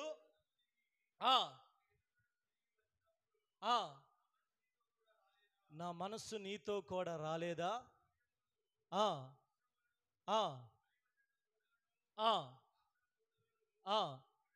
గొర్రెలను ఎడ్లను దాసదాసీలను సంపాదించుకొనుటకు ఇది సమయమా? కాబట్టి నయమానుకు కలిగిన కుష్టు నీకును నీ సంతతికిని సర్వకాలము అంటియుండునని చెప్పాను. ఆ ప్రకారమే గెహాజీ కుష్టు సంపాదించుకొని వెళ్ళిపోయాడండి. అసలు గెహాజీ గోల్ ఏందో తెలుసా? ఎలీషా గోల్ ఏందంటే ఎలాగైనా సరే నా దైవజనుడి మీద ఉన్న అభిషేకం నాకు 2 పాలు కావాలి, అదే గురి. వెళ్తా ఉన్నప్పుడు సమయం అయిపోయింది, త్వరగా వెళ్తున్నాను. ఏలియా ప్రయాణం చేస్తా వెళ్తున్నప్పుడు ఎంతోమంది శిష్యులు వచ్చి ఎలీషాని ఎగతాళి చేస్తా ఉన్నారు. ఎరికోకి వెళ్ళారు, బేతేలుకి వెళ్ళారు, యోర్దానికి వెళ్ళారు. వాళ్ళందరూ వచ్చి కూడా ఒరే ఎలీషా నీ నీ గురువు గారిని. తోటి శిష్యులేనండి, వాళ్ళకి ఎవ్వరికీ లేదు ఆ గురి. ఆ శిష్యులందరిలో కూడా 50 మంది శిష్యులు అండి. ఆ శిష్యులందరిలో ఒకే శిష్యుడు ఎలీషా యొక్క గురి అని తెలుసా? ఎలాగైనా సరే నా గురువు గారు దేవునికి రాజ్యానికి వెళ్తున్నాడంట, రథాలు రాబోతున్నాయి, ఎలాగైనా ఆయన వెళ్ళే లోపు ఆయనలో ఉన్న అభిషేకం నేను తీసుకోవాలి. Praise the Lord. మిగతా ఎవరికి ఆ గురి లేదండి. నా చెప్పిలా బ్యాచ్ ఎవరంటే ఎట్లాగైనా గురి లేనాడు గుడి వెనక్కి అన్నట్లుగా వాళ్ళందరూ ఎట్లాగా ఉన్నారు, పైగా ఎగతాళి చేస్తున్నారు. ఎలీషా నీ గురువు గారు ఈరోజు పరమునికి వెళ్తున్నాడు, మీరు ఊరకొండండి. చదవండి ఒకసారి, చూస్తే మీకు అర్థమవుతుంది కదా. ప్రవక్తల శిష్యులలో 50 పైన రెండవ రాజుల గ్రంథము 2:3 చదవండి. బేతేలులో ఉన్న ప్రవక్తల శిష్యులు ఎలీషా యొద్దకు వచ్చి, నేడు యెహోవా నీ యొద్ద నుంచి నీ గురువును పరమునకు తీసుకొని పోవచ్చు, నీవు ఎరుగవా? అడుగుగా అతడు, నేను ఎరుగుదును, మీరు ఓడుకునండి. మళ్ళా చూడండి, మళ్ళా కింద 6వ వచనంలో, అంతటి ఏలియా యెహోవా నన్ను యోర్దానునికి, పైన 5వ వచనంలో, యెహోవా నీ యొద్ద నుండి నీ గురువును పరమునకు తీసుకొని పోవు, నువ్వు ఎరుగుదువా? అతడు, నేను ఎరుగుదును, మీరు ఊరకొండండి. చూడండి, ఎవరికి కూడా గురి లేదండి. ఈరోజు చాలామంది క్రైస్తవులు అలాగే ఉంటున్నారు. నార్మల్గా 50 మంది శిష్యుల్లో ఎవరికి ఆ గురి లేదు. ఎవరికి కూడా ఆ ఏలియా మీద అభిషేకం అసలు ఎవరు ఆశించలేదండి. ఎవరికి ఆశ లేదు, ఎవరికి ఆ దాహం లేదు. ఈరోజు నువ్వు 50 మందిలో ఉన్న శిష్యులుగా ఉంటే, నువ్వు ఎన్ని మందిరానికి వచ్చినా నీ ద్వారా నిష్ప్రయోజనమే. నీకు ఒక ఆశ కావాలి, ఒక గురి కావాలి. ఊరక పాట పాడితే సరిపోదండి. నాకు ఒక ఆశ ఉందయ్యా, కాదండి. నువ్వు నిజంగా ఆశ కలిగిన వ్యక్తివైతే నువ్వు గురి వైపు ప్రయాణించాలి. ఆ గురి మార్గం నువ్వు వెళ్ళాలి. ఎలీషా దృష్టి ఒక్కటే, తను గురువు గారు ఎప్పుడు వెళ్తాడో తెలియదు, ఎట్లాగైనా సరే ఆయన ఎక్కడికి వెళ్తే అక్కడికి వెళ్ళాలి. వెళ్ళాడు, ఆ యొక్క ప్రదేశం వచ్చింది. వెంటనే ఆ యొక్క రౌతులు ఏలియా గారిని తీసుకుని వెళ్తా ఉంటే వెంటనే కేక వేస్తా ఉన్నాడు. ఏలియా, నా తండ్రి, ఇశ్రాయేలు వారికి రౌతులను నీవే అని కేకలు వేసాను. కింద 13 చూడండి. ఏలియా దుప్పటి కింద పడగా అతడు దాన్ని తీసుకొని యోర్దాను ఒడ్డునకు వచ్చి నిలిచి, కింద అతడు ఆ దుప్పటితో నీటిని కొట్టగా అది ఇటు అటు విడిపోయినందున ఎలీషా, ఒక్క నిమిషం, ఏలియా ఆత్మ ఎలీషా ఎరికో దగ్గర నుంచి 15వ వచనం, అతన్ని చూచి ఈ మాట అండి, ఏలియా ఆత్మ ఎలీషా మీద ఉన్నదని చెప్పుకొనిరి. చప్పలు కొడితే దేవుని యొక్క నామాన్ని మహిమపరుద్దాం. హల్లెలూయా. ఊరకనే ఇప్పుడు ఏలి ఆత్మ ఎలీషా మీదకి రాలేదండి. దాని కొరకు ఎంతో ప్రయాసపడ్డాడండి. తన దైవజనుని వెంబడించాడు, అంటుకట్టబడ్డాడు. తన శిష్యులు ఎగతాళి చేసిన ఊరకుండండి అని చెప్పాడు. ఆ సమయం రానే వచ్చింది. ఎవరైతే ఎగతాళి చేశారో వాళ్ళందరూ ఇప్పుడు చెప్పుకుంటున్నారు, ఇదిగో ఏలియా మీద ఉన్న అభిషేకం ఎలీషా మీదకి దిగి వచ్చింది. ఊరకనే రాలేదండి. దేవుని దగ్గర చేది ఊరకనే రాదమ్మా. దాని కొరకు కొంచెం డెడికేషన్ కావాలండి, ప్రతిష్ఠిత కావాలమ్మా, సమర్పణ కావాలి, వెంబడించాలి, దేవుని పనిలో ముందుకు సాగాలి. ఈ శిష్యులకి ఎవరికి లేదు. ఎవరికి లేకుండా ఊరకనే ఎందుకు వచ్చిందండి? Praise the Lord. హల్లెలూయా. కానీ గెహాజీ ఎలీషాని వెంబడించిన గెహాజీ, నాకు తెలిసి మొదట్లో ఎలీషా మీద వినపడకుండా ఎలాగుండేది, అనుకోకుండా ఎలాగుంటారు. ఎలాగైనా సరే ఏలియా మీద అభిషేకం ఎలీషా మీదకి వచ్చినట్లుగా గెహాజీ కూడా అనుకున్నాడు, ఎలీషా మీద అభిషేకం నాకు కూడా కావాలనుకున్నాడు. వెంబడించాడు. మరి చివరికి వచ్చరికి ఏమైందో, ఒక రోజు డబ్బు అనే ఆ వ్యామోహం గెహాజీ మీద ఉన్న ఆ యొక్క దాన్ని ఏమంటారంటే ఆ గురిని పక్కకు నెట్టేసింది. ఆ నయమానికి ఆ రోగం తగ్గిన, కుష్టు తగ్గినప్పుడు యాక్చువల్గా ఏలియా డబ్బులు వద్దన్నాడు. కానీ గెహాజీ అక్కడికి వెళ్ళి చెప్పి ఎలీషాకి తెలియకుండా డబ్బులు మొత్తం తెచ్చుకొని తన ఇంటిలో దాచిపెట్టుకుని వచ్చి దైవం దగ్గర చేతులు కట్టుకుని ఏమి ఎరగనట్లుగా. అసలు ఎలీషా ఎలాంటి వాడు మనం రాత్రి కూడా విన్నాం కదా. అంతఃపురంలో సిరియా రాజు అనుకుంటే దేవుడు చెబుతూ ఉంటే ముందుకు ధైర్యంగా, ఎలీషా ఎక్కడి నుంచి వచ్చావయ్యా? ఏం లేదు, ఇప్పుడే బయట అంతా తిరిగి వచ్చానయ్యా అంటే, ఎలీషా తెలియకుండా ఎలాగ ఉండిద్ది? అయ్యా గెహాజీ, ఇది డబ్బులు, పొలాలు, ఆస్తులు సంపాదించే సమయమా? కానీ అక్కడ పూర్తి చేయలేదు. కానీ తన తర్వాత మాట, ఇది నువ్వు దేవుని అభిషేకాన్ని చూచే సమయము కదా, ఇది నువ్వు నన్ను వెంబడిస్తున్నావు కదా, నువ్వు ఈ డబ్బులు సంపాదించుకెళ్ళావు కాబట్టి ఇక నీకు ఆ నయమాను కలిగిన కుష్టు నీ సంతతి కలుగుతుందయ్యా. ఇప్పుడు గెహాజీ యాక్చువల్గా నేను చెడ్డోడంట్లో మంచోడంట్లో తన గురి తన దైవజనుని వెంబడించాడు. కానీ ఎందుకు ఆ గెహాజీ యొక్క తలంపంతా డబ్బు మీదకి వెళ్ళిపోయింది. ఈరోజు నీ జీవితంలో కూడా నువ్వు దేవుని వెంబడించినప్పుడు, నువ్వు దేవుని సన్నిధి యథార్థంగా ఉన్నప్పుడు దుష్టుడు అనేక రీతిలుగా నీ మీద అనేక రీతిలుగా నేను అనేక వ్యామోహాలకి గురి చేసి ఎలాగైనా సరే నిన్ను భక్తిలో నుంచి లాగాలి, నిన్ను పరిశుద్ధతో నుంచి లాగాలి, నిన్ను నిందలకు గురి చేయాలి, ఎలాగైనా సరే నిన్ను దాడి చేయాలి.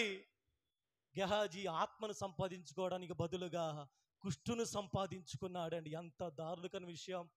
ఈరోజు ఒకళ్ళు గెహాజీని ఒకవేళ మనం అడిగితే, గెహాజీ ఏమైందయ్యా నీకు? ఎలీషా ఏలేమి అభిషేకంలో 1% నీ మీద ఎందుకు రాలేదు? నా గురిని అపవాది పాడు చేశాడు, నా లక్ష్యాన్ని పాడు చేశాడు. నేను ఎలీషా మీద అభిషేకాన్ని నేను పొందుకోవాలనుకున్నాను, కానీ దుష్టుడు ఆ ధనాపేక్ష నాలో పెట్టేశాడు. తద్వారా నేను ఆ లక్ష్య సాధనలో నేను ఫెయిల్ అయిపోయాను. అలాగే ఫెయిల్ అయిపోయిన చాలామంది యోధా ఇస్కరియోతు అపోస్తలుల మొదటి అధ్యాయంలో కూడా యోధా ఇస్కరియోతు ఎంత ఆశీర్వాదమో తెలుసా?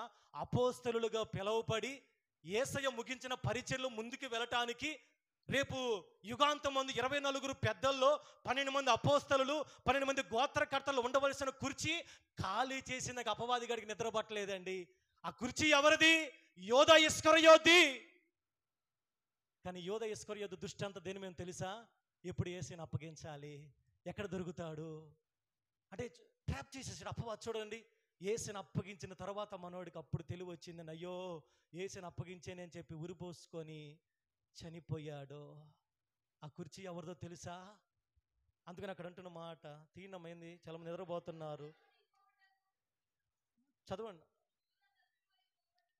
యోధా తప్పిపోయాడు. చాలండి, యోధా తప్పిపోయి పోగొట్టుకున్నాడు అండి. ఏం పోగొట్టుకున్నాడు తెలుసా? అపోస్తలత్వాన్ని పోగొట్టుకున్నాడు. 24 పెద్దల్లో ఉన్న ఒక జాబితాలో పేరు యోధా ఇస్కరియోతు పోయి మత్తి అనే పేరు వచ్చేసింది. తన గురిని కోల్పోయాడు. కారణం ఏం తెలుసా?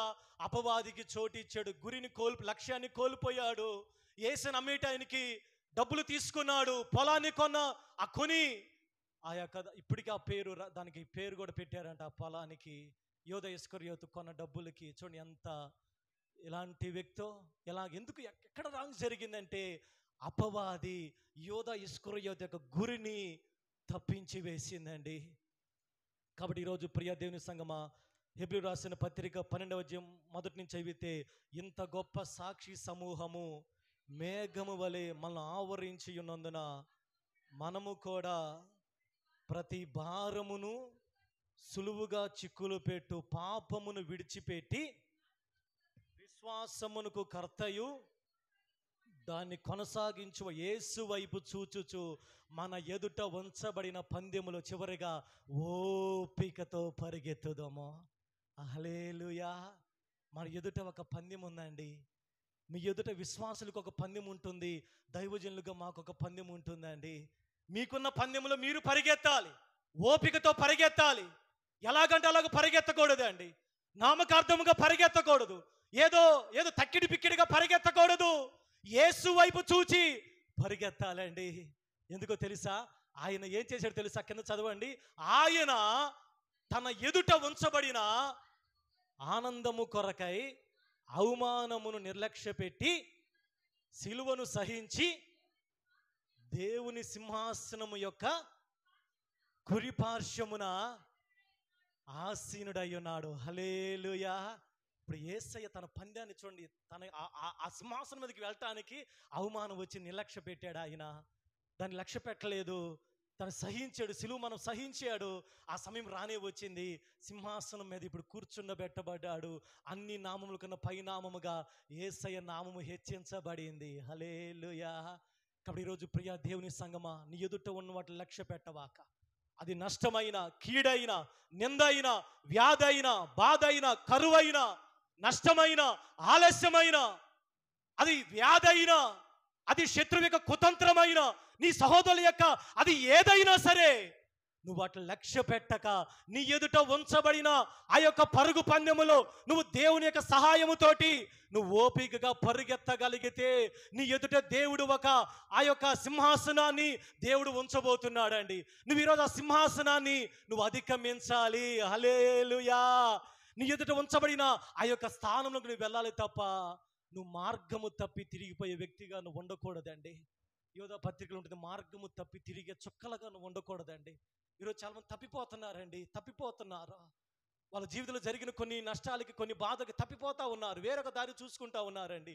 ఈ దారిలో కష్టం వచ్చి ఇంకో వేరేది, నువ్వు ఎక్కడికి వెళ్ళినా అదే దారి, అదే దేవుని మార్గం. నువ్వు ఉంటే ఆయన మన మార్గములన్నీ కూడా సరళము చేయగలిగిన దేవుడు.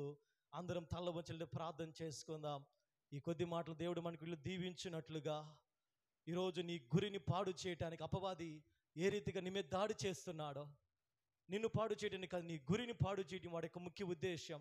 నీ పిలుపుని పాడు చేయాలి. నేను ఎలాగైనా సరే పరిశుద్ధుల జాబితా నుంచి బయటికి లాగాలి. నేను ఎలాగైనా సరే దేనికి దాన్ని గురి చేయాలి. నేను ఎలాగైనా సరే దేవుని మీద నీకున్న విశ్వాసం నుంచి పక్కకు లాగాలి. నేను ఎలాగైనా సరే పరిశుద్ధులో నుంచి లాగాలి, భక్తిలో నుంచి లాగాలి. నేను కీడుకి నేను గురి చేయాలి. నువ్వు వాడిని పట్టించుకోవాక, వాడి కేకలకి నువ్వు పట్టించుకోవాక, వాడు చేస్తున్నవాడు పట్టించుకోవాక, నువ్వు ఈరోజు ముందుకు సాగుతానయ్యా. అయ్యా నా గురి నీ మీద నిలుపుతానయ్యా. నా యొక్క అయ్యా మీకు వందనాలయ్యా, నేను నీ వైపు చూస్తాను ప్రభు. నువ్వు దేవునితో చెప్పగలిగితే ఈరోజు దేవుడు నీ చేయి పట్టుకుని నడవటానికి సిద్ధముగా ఉన్నాడు. ప్రియ సహోదరి, ప్రియ సహోదరుడా, ఒకవేళ పేతురు చూసినట్లుగా నువ్వు కూడా గాలిని చూచి మునిగిపోతున్నావేమో, మునిగిపోయావేమో, ఆల్రెడీ మునిగిపోయావేమో. ఈరోజు నువ్వు పేతురులాగా కేకలు వేస్తే దేవుడు నిన్ను పట్టుకోవడానికి సిద్ధముగా ఉన్నాడమ్మా. దేవుడు నిన్ను పైకి లేపగలడు. ఆయన నీ చేయి పట్టుకుంటే నువ్వు ఎలాంటి మార్గమైనా నువ్వు నడవగలవు, నువ్వు జీవించగలవు, నీ గురిని నువ్వు రీచ్ అవ్వగలవు. నీవు ఈరోజు నువ్వు దేవుని మీద నీ ఫోకస్ నిలపగలిగితే,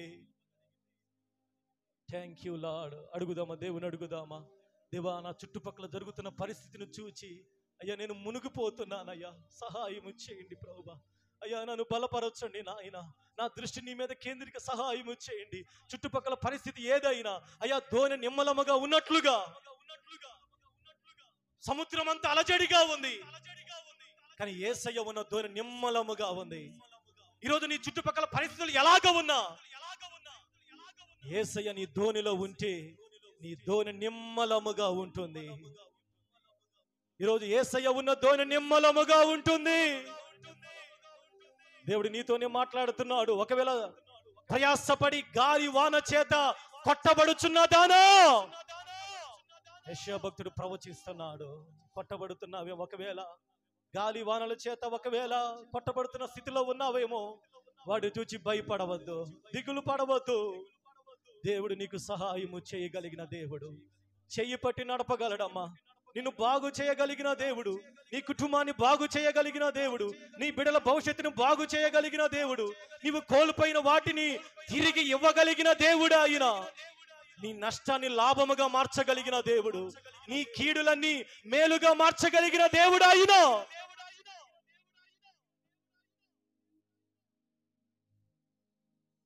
థ్యాంక్ యూ లార్డ్. దేవుడు నీతోనే మాట్లాడుతున్నాడా. ఈరోజు నీ గురి నువ్వు దేవుని నిలిపినట్లయితే, నీ గురి దేవుని మీద నిలుపమ్మా. ఈ లక్ష్య సాధనలో ఏది నేను నిర్లక్ష్య పెట్టను నాయన, అది శ్రమ అయినా, హింస అయినా, కరువైన, ఖడ్గమైన, అది ఏదైనా అయ్యా మా లక్ష్యము మీ మీద ఉంచుటకు సహాయం చేయండి. మమ్మల్ని బలపరచండి నాయన. నీ మాట చాలు ప్రభువా, నీ మాట చాలయ్యా, మా జీవితాన్ని బ్రతికిస్తుంది ప్రభువా. హల్లెలూయా, హల్లెలూయా. నీవుంటే నాకు చాలు యేసయ్యా, నీ వెంటే నేను ఉంటానేసయ్యా. బ్రతుకునావా పగిలినా కడలి పాలైనను అలలు ముంచి వేసినా ఆశలు అనగారినా పడదాం.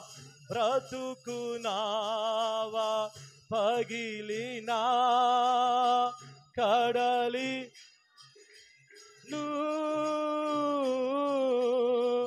అలలు ముంచి వేసినా ఆశలు అనగారినా ఆస్తులన్నీ పోయినా అనాథగా మిగిలినా ఆప్తులే విడనాడినా ఆరోగ్యం క్షీణించిన ఆస్తులన్నీ పోయినా అనాథగా మిగిలినా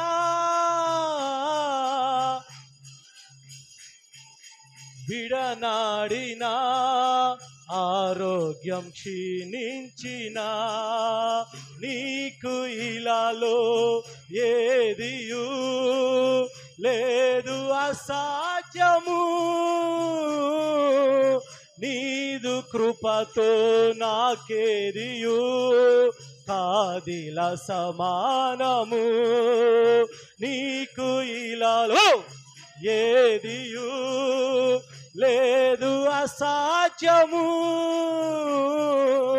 నీదు కృపతో నాకేమియు కాదిల సమానము. అందుకే నీ మాట చాలయ్యా, నీ చూపు చాలయ్యా, నీ తోడు చాలయ్యా, నీ నీడ చాలయ్యా, నీ మాట చాలయ్యా, నీ చూపు చాలయ్యా, ఆమేన్. నీ చూపు చాలయ్యా, నీ తోడు చాలయ్యా, నీ మాట చాలయ్యా, నీ చూపు చాలయ్యా, నీ మాట చాలయ్యా, నీ చూపు చాలయ్యా, నీ మాట చాలయ్యా, నీ చూపు చాలయ్యా. యేసు నీ మాట చాలయ్యా, నీ చూపు చాలయ్యా, నీ తోడు చాలయ్యా, నీ నీడ చాలయ్యా, నీ మాట చాలయ్యా, నీ చూపు చాలయ్యా,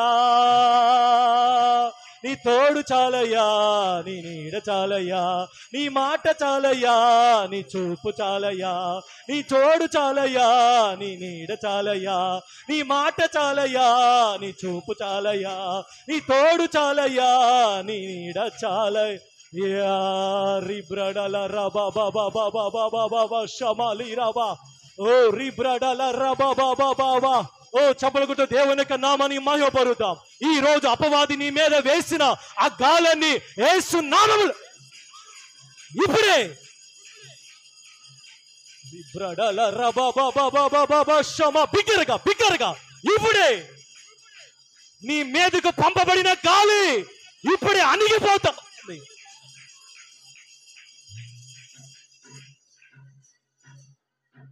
సంగమా భయపడకుడి, గాలిని అణిచివేయగలిగిన దేవుడు ఆయన. ఏ గాలి చేత కొట్టబడుతున్నావో, ఏ గాలి నిన్ను భయపెడుతుందో, ఏ గాలిని చూసి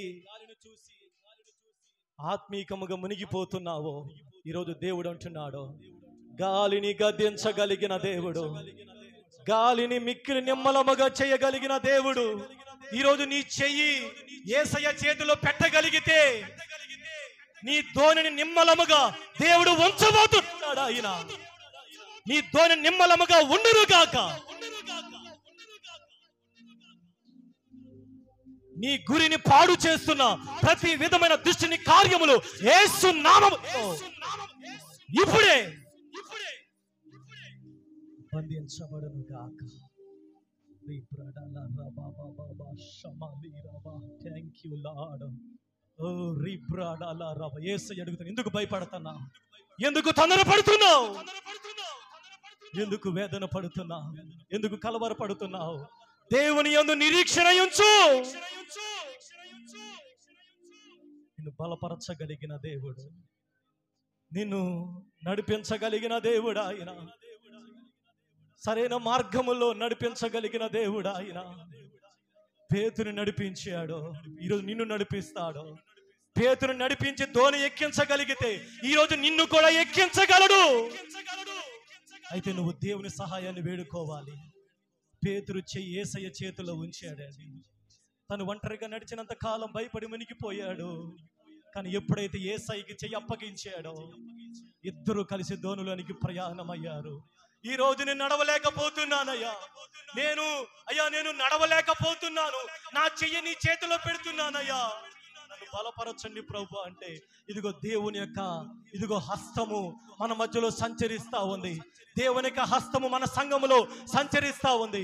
దేవుని యొక్క హస్తము ఇదిగో నిన్ను బలపరుస్తా ఉంది.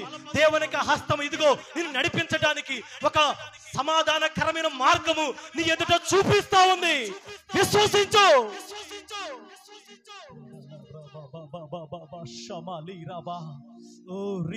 భక్తులందరూ కూడా ఈ మార్గము గుండా వెళ్ళిన వారే. ఎవ్వరు కూడా వాళ్ళ గురి కోల్పోలేదండి. ధైర్యము తెచ్చుకోనండి.